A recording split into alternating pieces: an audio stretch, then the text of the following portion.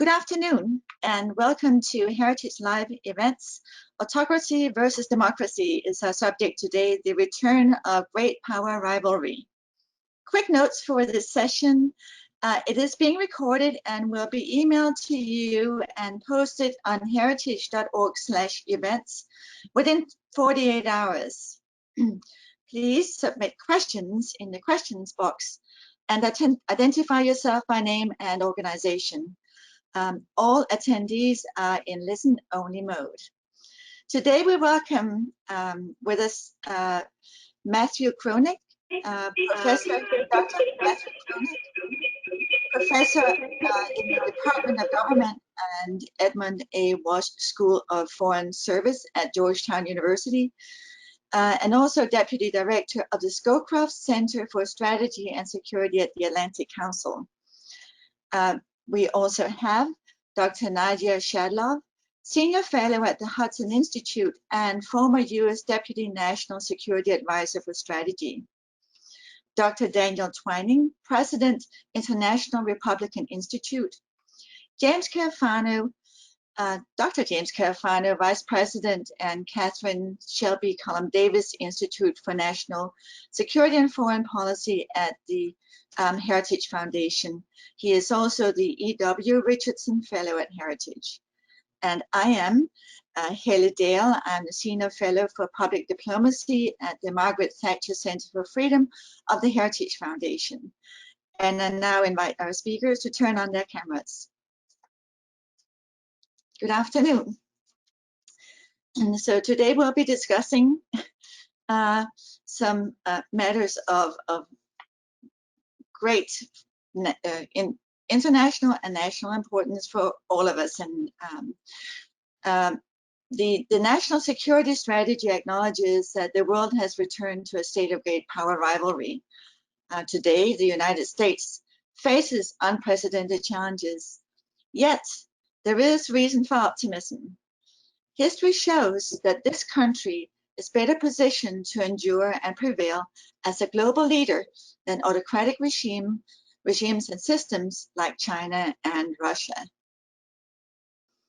The impetus for the events today came out of Matthew Kroenig's new book, The Return of Great Power Rivalry, Democracy versus Autocracy from the Ancient World to the United States and China. It is a very important read for the way the world has been going recently, and I found it very invigorating and I found it very optimistic, and that was really good at this point in time.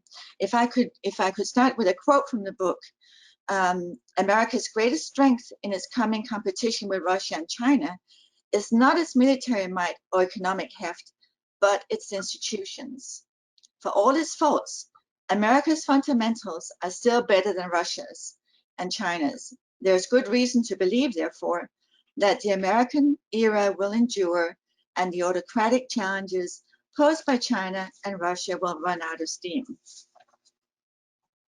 I would like to start the program, if I could, with Matthew Kroenig. And Matt, if I could pose a question to you, ask you to comment in 2 or 3 minutes to get us started. If you could, in a few words, give us your perspective on how democracies have fared against autocracies and what are we predicting out of these studies about the future of American power.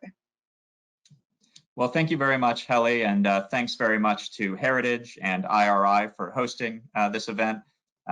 Thanks to my co-panelists, a really all-star panel, distinguished experts. Delighted to have them here. And thanks to everyone for tuning in. As Helly said, the national security strategy, national defense strategy say that the return of great power competition with Russia and China is the foremost threat to the national security and economic well-being of the United States. And there's something of a conventional wisdom, I would say, that perhaps these autocracies have an advantage in this competition. We hear people say that President Xi and the Chinese Communist Party can plan for the long term. They can mass resources, pull levers, get things done. Meanwhile, in the United States, we're dysfunctional, we're gridlocked. We can't see beyond 2- and 4-year election cycles. And in this book, I argue that that conventional wisdom is incorrect, that actually democracies have advantages in long-run geopolitical competitions. And so I make the argument in kind of three parts. First is almost more political theory. What are the advantages and disadvantages of autocracies and democracies in general? And in this part of the book, I draw on Polybius, Machiavelli, Montesquieu, some classical political theorists, but also draw on a lot of recent social science research and economics and political science, showing that democracies have advantages in certain discrete issue areas of economics, finance, alliances, making better decisions on issues of war and peace. And so I kind of aggregate these arguments up into a bigger argument about fitness in great power competition. If you're doing better in these discrete economic, diplomatic, and military areas, then shouldn't we expect that democracies are also going to do better in long-run geopolitical competitions? Then the second part of the book is history. I look at 7 democratic versus autocratic rivalries, starting with the Greeks and the Persians 2,500 years ago, going through to the end of the Cold War. And I show that democracies don't always achieve everlasting hegemony, but they do tend to do better than their autocratic rivals, and for the precise reasons identified in the first part of the book. And then the third part of the book brings it to the present, says, what does this mean for the US, Russia, and China today? And I evaluate the strengths of these three countries as strategic competitors, and conclude that the United States does have its problems, as many people like to point out today, but that our fundamentals are still much better than Russia's and China's, and that there's every reason to believe that the United States will continue to play its role as the leading state in the international system. So I had a lot of fun researching and writing the book. It's pretty sweeping, 2,500 years of history with relevance for today. And I enjoyed writing it and hope that people enjoy reading it. So thanks very much. Thanks very much. I must say it's a very enjoyable read and especially for the span of learning that you have covered in it. It's a very approachable book.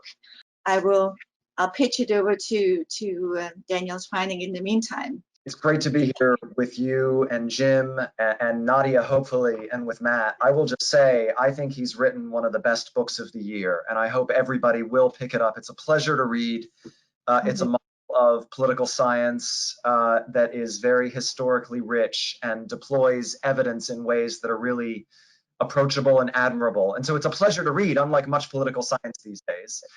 So I hope everybody will pick it up. It's one of those books I wish I had written, which is, I hope, a form of flattery, Matt. But let me just say a word. I know we're going to be talking about this, why this is so important today.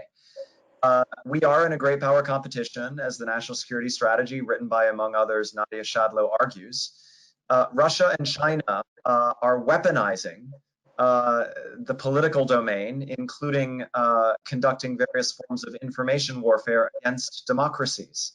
They think that democracy matters in great power competition because they are attacking and assaulting it in other countries, including in the United States and in among our closest friends and allies. In the Chinese case, a country like Australia; in the Russian case, a country like Ukraine. But really, the list goes on and on. So if our competitors think that democracy matters in great power competition, we should also. Accept one of the core tenets of Matt's excellent book, which is that autocratic regimes are not stable. Actually, their greatest Achilles heel is that they are unstable. They are unstable because they're worried about their own people and the fact that they are governing not necessarily through popular consent. That is a strategic Achilles heel for them. Democracies are messy. Democracy looks messy. We have free and vibrant media covering every twist and turn in our country's politics and in our national conversations. That's not the case in Russia and China, right? But we have these wells of strength, which I will end just in pointing them out, and Matt has highlighted many of them.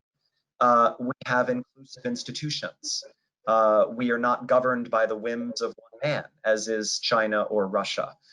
We forge effective alliances. Countries are willing to make long-term military partnerships with us. We innovate like crazy, which has its applications on the battlefield, but perhaps even more important in the realm of economics. The richest countries in the world are all democracies, and on and on. So we're living in a time when many people think that authoritarianism is ascendant, and in fact, we should have more faith in our democratic institutions and in the fact that our competitors are actually quite afraid of them. Thank you. Thank you very much for those remarks, Dan. And Nadia, are we able to reach each other again? I think so. I apologize. We're having a storm here in Connecticut, and it might have interfered. I'm on a different system now, so hopefully I'm visible in a different way. That's what happens.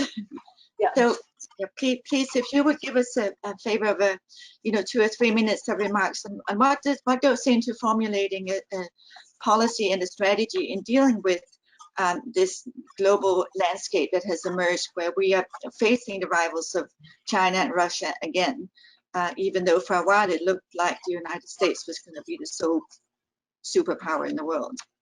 Right. Sure. Well, first of all, I would like to congratulate Matt. It is the kind of book that anyone who reads it wishes they had written. It's comprehensive, but it's also very well written and clear. It's really an excellent use of history. I think, Matt, you're a political scientist, right? But this is a book that would make historians proud, I think. And also for those out there who are looking actually to even use the book in a classroom, it's very clear in terms of the domestic institutions in this country and their strengths, and talking about the early founding of the country. So although it's externally oriented, I thought that you really did a good job on that. So in a way, when the world seems very gloomy, and often it does these days, I was struck by the fundamental optimism of your argument, as Hele mentioned. At its core, it's a resounding call for the strength of democracies, a view that democracies are force multipliers, but specifically the Republican institutions, small r, that make our country so strong: rule of law, constraints on government power. And you do a really good job of discussing how those internal strengths lead to external strengths. However, having said that, for the sake of argument and in order to make this hopefully an interesting panel, I thought there were 3 areas that I would like to bring up for discussion that might be interesting for you to comment on. So first, I think you undervalue in some senses the role of technology and its ability to kind of possibly strengthen, threaten the foundations of democracy. And I don't mean technology in Dan made the point about how external actors are using technologies to undermine our system, but even within our own system, the rise of what Sheila Zuboff, the Harvard professor, I think business school professor, has called surveillance capitalism. Just the use of technologies in our own society, how will that impact democracy and our institutions down the line? Second, I'd like you to talk a little bit about the durability of our institutions. You do make a good point there, talking about how historically there have been periods where that domestic politics is so contentious, we seem to be weakening as a democracy. Walter Russell Mead had an interesting column today, actually, just about the bitterness and the partisanship and the polarization in our society, and how could you comment a little bit on that and on the strength of our institutions? And then finally, third, what about democracy around the world? So Dan, you're at IRI. So you didn't comment that much about the sense of the third wave of democratization externally. Are other countries likely to develop durable Republican institutions? And I thought you could comment on that. So those 3 points for the sake of argument. Okay, well, thank you so much, Nadia. And we'll finally go pitch it over to James Carafano at the Heritage Foundation. Welcome, James. Hey, thanks. What can we do to defend those institutions of American democracy and keep persuading the world that it is the best model of governance, and that will it take military power? Will it take the public diplomacy tools? Will it take better communication? You want to give us a few thoughts on those ideas.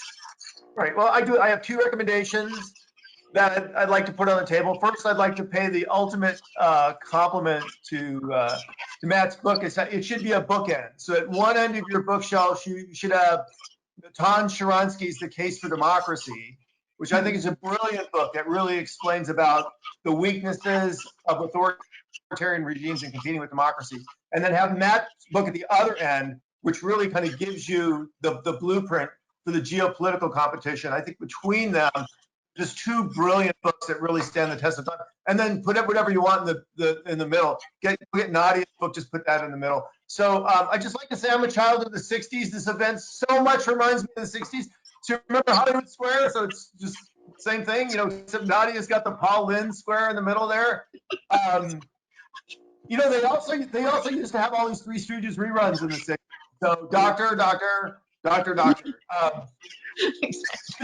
One is, I think the crucial point I think the great power competition is the defining framework of our time. I think Nadia got that exactly right in the national security strategy. Matt acknowledges that in his book. And I think what's really important is this is really a bipartisan conception. This isn't Trump. This is, I think, generally a consensus of how Americans view the way to protect American power in the world is to deal with this competition. I think there's a lesson there. If people think that November is really going to change anything, I don't think it will, because I think the geopolitical factors are the same.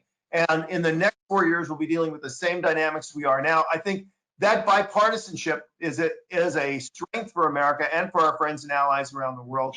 And it's important that we recognize that. The second one is again, harkening back to the 60s, where we had a degree of bipartisanship in foreign policy, at least before the Vietnam War, is the nature of what do you do to compete. And I think Matt hits on this really in well in his book. One of the defining notions of great power competition is it's difficult because the great powers have difficulty really in diminishing the other side, right? So there isn't a decisive way to do this. It is more of a long-term competition, which in a long-term competition, you're as focused as protecting your own strengths and your capacity and ability to compete as you are with going after the other guy. And so what are the great institutions that allow the United States to really compete on the global stage? Obviously, the capacity to defend of ourselves, but also our individual freedoms and liberty, which Matt points out are one of the great glues, one of the great resiliences of America's competitiveness. And of course, the free market institutions that allow our economy to grow and prosper. So the capacity to keep ourselves free, safe, and prosperous while we're dealing with the Chinas and Russias of the world is absolutely crucial. So maintaining those institutions are as important as diminishing the other guys, dealing with the gray zones and everything else. I think Matt's book hits on that well. I think Nadia's strategy, well, not Nadia, the president's strategy, but Nadia helped write it.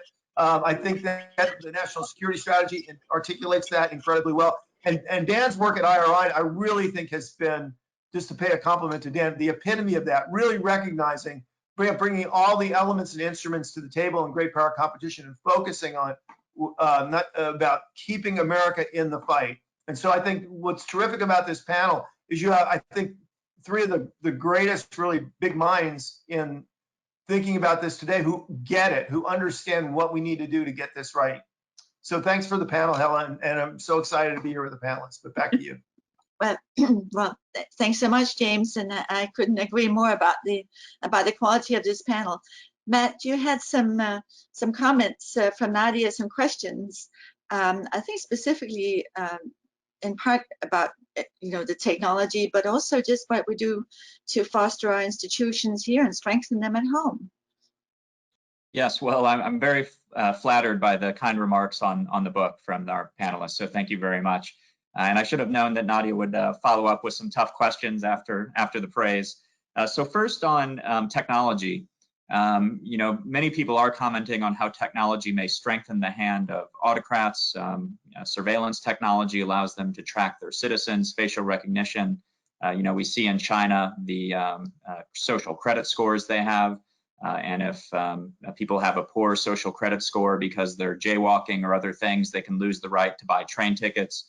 So I think it is the case that technology is strengthening the hand of autocrats. But I think also technology is strengthening the hand of Democrats in other ways. And we're seeing this now with the pandemic, with candidates raising money, assembling, getting out their message purely virtually. We see in other countries like Estonia that people can vote from their beds using cell phone technology. And so I think there's something of an arms race here. Who will use this technology better to strengthen their system? And as Daniel Twining rightly pointed out, I think democracies have shown themselves to be more innovative over the years. So it's a competition that's playing out, but I'm confident that we can win this one. On the durability of our institutions, it's interesting. I draw on Machiavelli in the book, and many people think of Machiavelli as somebody who was a fan of autocrats, but he was also, in his other work, thought that republics were the better form of government, and drew a lot on the history of the Roman Republic. And he pointed out how the clashes in the Senate that many people saw as messy actually led to Rome becoming freer at home and stronger abroad. And I think the same's true in the United States. We are polarized, we are sometimes gridlocked, but I think it's one of the remarkable aspects of our system. It's the case that it's clear that President Trump and some Democrats in Congress don't really like each other very much. And how are they dealing with it? With tweets, with hearings, with speeches. And I think that's a beautiful part of our system, that we handle these political differences through these peaceful means. If when there are similar political relationships in Russia and China, it ends in blood in the streets. And on democracy around the world, I did come away with a kind of different understanding of democratization after having researched this book, because I do think that the environment around the world for democracy and autocracy is really set to a large degree by the leading powers. And I see throughout the book, going all the way back to the Greeks and the Persians, you saw Athens trying to promote democratic forms of government, the Persians trying to overthrow those democratic forms of government and set up dictators loyal to them. So I think after the Iraq War, democracy promotion got a bad name, but in the book, I see that it's really part of 2,500 years of history of great powers trying to replicate their institutions abroad. And as the United States grew in power, we see democracy around the world spreading accordingly. And you can almost look at a chart after 1991 and the collapse of the Soviet Union, you see the number of democracies around the world greatly increase. And we have seen a trend toward backsliding over the past decade or so. And I think that may be because of the relative decline of the United States, of China, and Russia to some degree providing an alternate model. And so I think this is one of the other stakes in this competition, that as the United States succeeds, so will democracy around the world succeed. Dan, have we seen sort of a 2 steps forward, 1 step back kind of phenomenon in the past 10 years as far as the buildings of democracy is concerned? We have, Hella. I mean, one thing about the post-Cold War period is really, the Soviet Empire collapsed and countries rushed towards political freedom and inclusive institutions. In many respects, what is left are harder cases. And what I've been so struck by really over the last year, I mean, COVID obviously has shut down street protest in pretty meaningful ways, but 2019 into early 2020 saw more people power movements around the world, greater numbers of citizens taking to the streets to demand democratic rights and freedoms than any time since 1989. This is really important, right? This really, I think, is material evidence against the autocratic ascendancy thesis. And people have not been doing this in easy countries. They've been doing it in China, in Hong Kong. They've been doing it in Maduro's Venezuela, where 90% of citizens don't have enough to eat because of the collapse of that petrostate. They've been doing it in Sudan, where they deposed a 30-plus-year war criminal who had been in power and driving the country into the ground.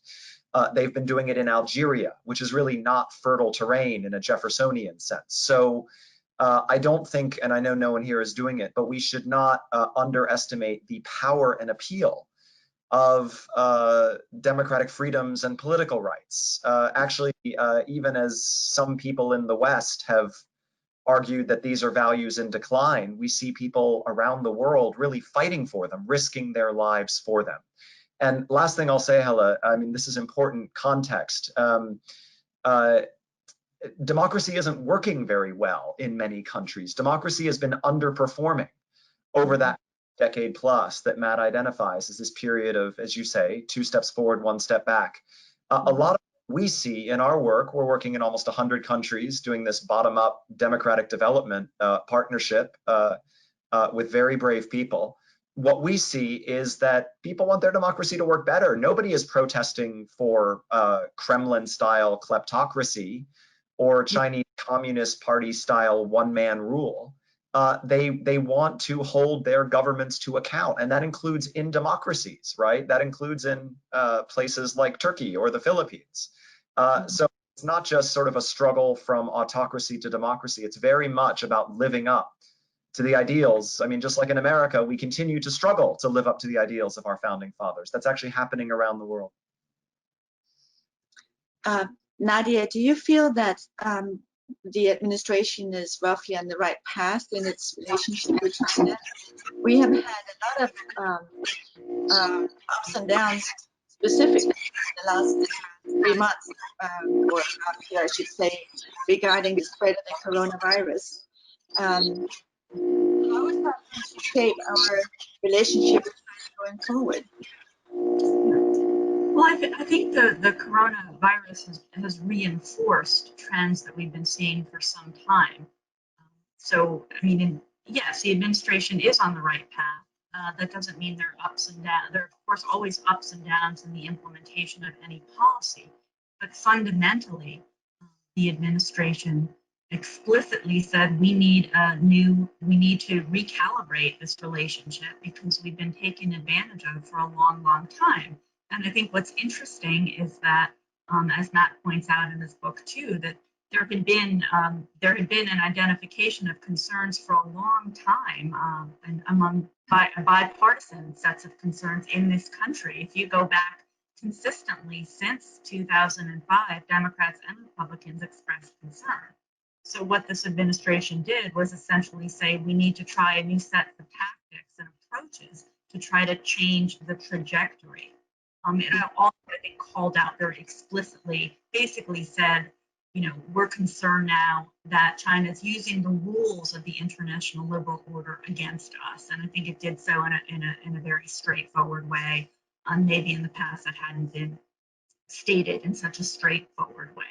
So I think Corona has really just emphasized all of the things that we've seen over the past few years, the importance of states as arbiters of power and as the entities that actually hold power in the international system. It doesn't mean you don't cooperate. Of course, we need to cooperate, but you have to acknowledge also that states are the ones that wield power.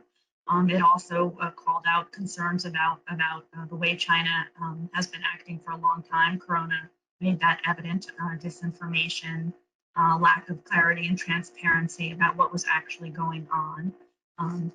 And so I think it just reinforced many of the trends we saw and are continuing.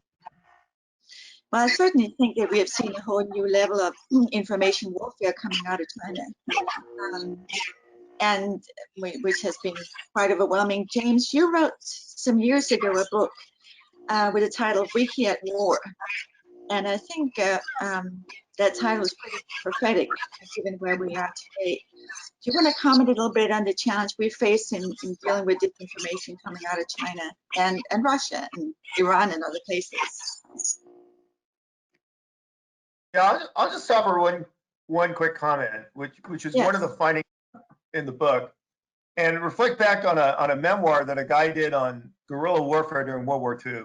And I love the title of the book. It says "The Jungle is Neutral," and his point is, the mythology about these natives, running around the jungle and they have every advantage and they know the jungle and everything, and these poor guys chasing them through the jungle and dying. He goes, "It's not my experience at all." He goes, we were miserable. We were starving. We had diseases. We had, we had, all kinds of horrible bug bites and everything. He says it was awful. He said the jungle didn't care. The jungle was just being the jungle, and it really affected both sides equally. And it was who mastered the environment that had the advantage. And so one of the principles in my book is the technology is neutral.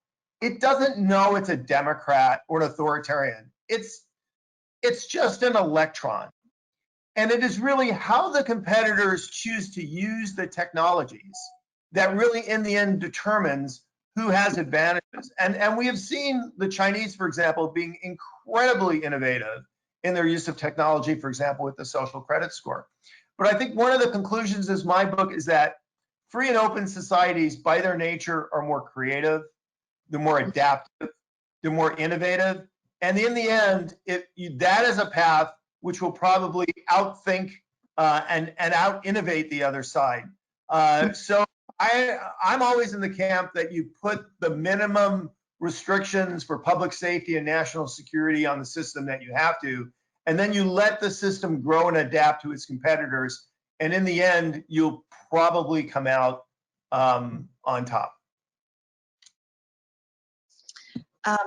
If I could turn for a moment back to Matt and to the thesis in his book. If we look at the challenges faced by our domestic institutions today, and they are quite significant.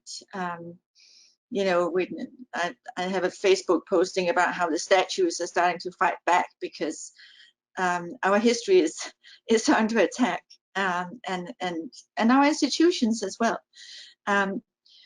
Looking at American democracy, where do you think we'll be going, and what can we all do to preserve the very best parts of the history and the institutions we have?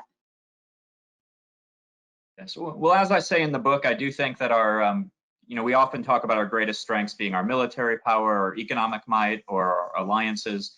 And I think our greatest strength is actually our Republican institutions, and that those things flow from that we have a strong economy because of our institutions, we have allies because of our institutions, we have this powerful military because of our institutions. And so when we think about this coming competition, I think strengthening ourselves, making sure our own institutions are strong is an important part of that. And there are people worried about the decline of the quality of American democracy, and I think we should take those seriously. But I guess I'm more optimistic. And one of the concerns people have today is that President Trump is a dictator in waiting. He's trampling on norms. But I think this is a concern that's really built into the DNA of the American Constitution. We were founded fleeing monarchs in Europe. People were concerned that George Washington was setting himself up as a dictator. If we remember the George W. Bush administration, people were concerned that he was creating a so-called imperial presidency. So I think these concerns that we have today are not new and are indeed evidence of the strength of our institutions, not of their weakness. Helen, could I just follow up with a question for the panel? Yes, please. Yeah, because I think one of the I think one of the things that was a genius of the Constitution was the notion when the founders said, "What do you want? Do you want freedom? Do you want prosperity? Or do you want to be secure?" Their answer was yes. We want all three. So to Matt's point, they intentionally created a system which puts these three priorities always in conflict because it gave none of them priority. And it basically said you preserve a republic and a democracy by constantly debating these to make sure that you're trying to maximize all three and you're not undermining any one of them. And so I wanted to, if it's okay, I wanted to ask Matt how he dealt with that concept in the book, but also ask Nadia how they accommodated that in the strategy. And then to Dan, this is a concept that we try to share with others, that we want some degree of social conflict. We want unrest, we want debate, we want people constantly debating whether is this going to protect us, but on the other hand, are we going to take away somebody's individual liberties? In a sense, we create these institutional conflicts because they're part of being healthy. Well, what we want is we want order of liberty so it doesn't spill out into chaos, but we want some of that tension. So would you mind if I just ask the three of them and their perspectives to just weigh in on that? Absolutely. Maybe Matt, you could go first since it's your book. Yes, I think that's exactly right. People look at the conflicts and messiness of democracies and see it as a weakness, and I think it is a strength. And just one specific example, I talk about military effectiveness. And one thing that political scientists have found is that democracies are much more likely to win the wars that they fight. Since the end of the Napoleonic Wars, democracies have won, I think, 76% of the wars that they've fought. and for autocracies, it's less than half. And so a number of different explanations as to why that might be the case, but one is because we do allow dissent. And so, there's debate over issues of war and peace within the executive branch, between the executive and Congress, among the population at large, people criticizing government policy. And so it looks messy, but what it means is that when the chief executive is making these decisions, he or she's been exposed to this wide variety of opinions, possible costs and benefits, and so tend to make more informed decisions. On the other hand, in an autocracy, the dictator is often surrounded by yes men or women, telling the dictator what he or she wants to hear, and so they're not exposed to the same range of opinion and tend to make bigger mistakes. And I point out in the book that we see this tendency of autocracies to invade Russia in the winter, both Napoleon and Hitler. And democracies make our mistakes too, but not the big mistakes that end in those kind of catastrophic losses.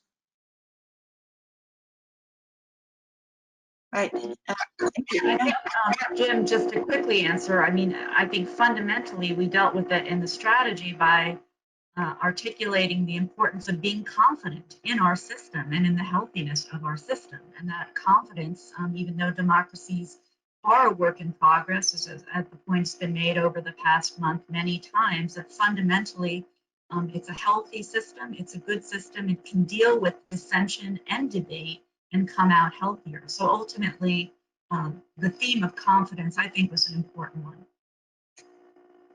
Yep, Dan? So to pick up this question of kind of competing and contending institutions, Jim, it's a very smart question. We just do a lot of work around helping partners in other countries build strong and durable institutions, and to have political contestation channeled into those. We're very lucky to have such robust ones in the United States. One thing we are seeing under COVID is leaders, including Democratic leaders, really concentrating extraordinary executive powers with themselves. And I would just underline the importance of parliamentary oversight. I would underline the importance of free and open media to tell people the truth, including about what's happening to public health. Accountable, responsive institutions so that health assistance monies are not siphoned off by corrupt leaders, but that there's transparency and accountability for how governments spend those monies, including in democracies, but not just limited to democracies. To give one just extreme example of the repression that we have seen under cover of the pandemic, it was in the early weeks after COVID broke, and Ilham Aliyev, who rules Azerbaijan in dynastic fashion, said, political opposition is a threat to public health. Think about it. Political opposition is a threat to public health. It's very convenient. In the Philippines, Duterte, the Philippines is a great US ally. But the president has invoked emergency decrees that can keep peaceful protesters off the streets, et cetera, et cetera. So helping make sure that institutions function and can check and balance each other is just so central to democracy. Could I just say one last thing, because I know we're near the end. There is a large school of, quote, realists out there, including many who I suspect teach with Matt in the academy, who think that we should practice great power politics in kind of an amoral, values-free way, right? And my argument on that is that would then make us like the Russians and the Chinese, and that what motivates Americans and why we won the Cold War and why actually strategically the United States has performed is because the American people want more than Machtpolitik. They actually want to believe we are helping other people, that there's extensive support in America for democracy as a component of foreign policy. And again, that's an advantage for us because people around the world see us in a different light because we will stand up for their rights and freedoms. And they know that in China and Russia, it's just the opposite, that the way the Chinese and Russian systems treat their own people is a precursor of how they will treat other countries. Can I just add my favorite quote from George Kennan, because people read the long telegram, hardly anybody gets down to the last couple of hundred words, where basically Kennan says, you know what, just paraphrasing, but he says, we're gonna win the Cold War. He says, we're stronger than they are, we're better than they are, God's on our side, we have every advantage. He goes, the only way we will lose is if in the process of competing with the enemy, we become the enemy. It's essentially saying exactly what you're doing. If you give up your greatest competitive advantages, your freedom and your free economy, essentially all you've done is is undermine your own competitive advantages over your competitor. Yeah, yeah, good thought. Matt, do you have a few last words that you want to close us off with? We're getting towards the end of the program here. Well, maybe just one, looking forward, one of the criticisms that people have of the United States is that we're too short-term in our focus, and that China can plan for the long term with Belt and Road Initiative and other things. Dr. Carafano mentioned the long telegram. I actually think the United States has had a fairly consistent grand strategy since 1945 of building alliances in important geopolitical regions, promoting open markets in other countries and internationally, promoting democracy and freedom and human rights. If other countries want to play by those rules, we want to have them as part of the club. Even former enemies like Japan and Germany were invited to join after World War II. And then we defend that system from those who want to challenge it, the Russians, the Chinese, the Iranians, the North Koreans. And so I think that's been a pretty remarkable grand strategy for 75 years, shows that the United States is actually pretty good at maintaining a long-term strategic direction. And that would be the basis of a good strategy for this new era of great power competition. Again, I'm much more optimistic about where we are and where we're going than many commentators. Yeah, but thank you, sir. Anybody else have a final remark or two? We're down to the last minute here, I think. If not, I want to thank all four of you very, very much for your patience in helping me put the program together here.